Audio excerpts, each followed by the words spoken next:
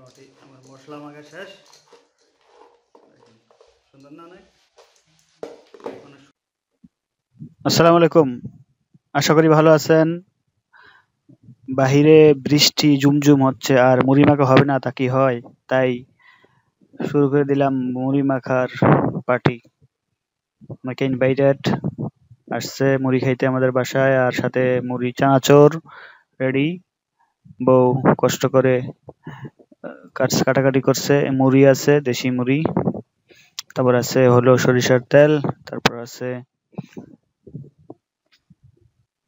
ঘি আইটেম আছে, দেখতেই পারতেছেন।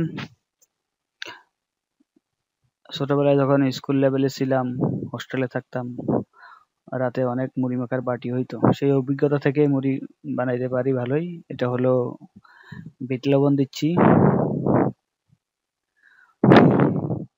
সাথে আছে কি কি আইটেম এখানে, সবকিছুই আছে এখানে। শসা আছে, টমেটো আছে, তারপর লেবু কুচি আছে, তারপর আছে হলো পুদিনা পাতা। পুদিনা পাতা মারুফ দিছিল তার বাগানের পুদিনা পাতা, আমরা ছাদে লাগাইছিলাম, ছাদ থেকে পুদিনা পাতা হইছে। তো এগুলো সবগুলো সরিষার তেল দিয়ে মিক্স করে নিলাম। মিক্স করার পরে সরিষার তেলটা দেওয়া হয় না, এখনো দিচ্ছি। আগে কিন্তু শুধু চানাচুরের মধ্যে আমি সরিষার তেল নিয়ে নিছি, তবে অনেক সরিষার তেল লাগে কারণ এটা ঝাল ঝাল ঝাঁঝালো হয়। এটা হলো বিট লবণ, এখন বিট লবণ দিচ্ছি। তাহলে মুড়িটা পরে দিব, আগেই সবকিছু চানাচুরের সাথে সরিষার তেল দিয়ে মাখাই নিছি। তারপরে শসা মাখা বা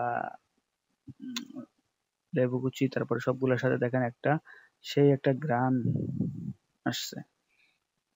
জিনিসটা দেখতে অনেক সুন্দর। মুড়ি দিচ্ছি,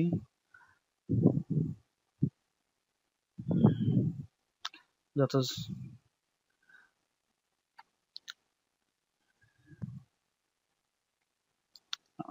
তবে বাহিরে বৃষ্টি ঝুমঝুম বৃষ্টি হচ্ছে আর ভিতরে মুড়ি মাখা, সেই একটা মজাদার পার্ট।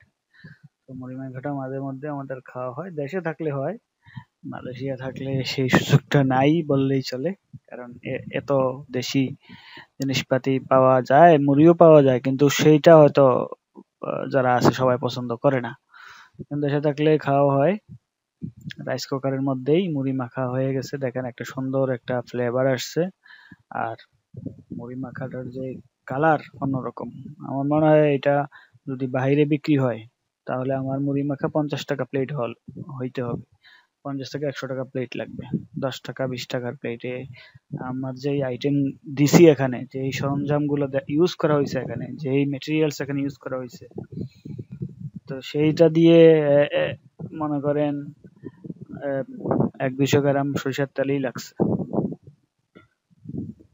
200 গ্রামের উপরে সরিষার তেলই লাগছে। তাহলে দেখেন এটা একটা সুন্দর একটা ফ্লেভার, কালার এবং ফ্লেভার আসছে।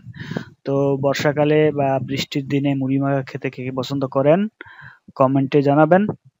আশা করি আপনাদের ভালো লাগছে। তো মুড়ি মাখার দাওয়াত রইল সবার জন্য। আল্লাহ হাফেজ, ভালো থাকবেন।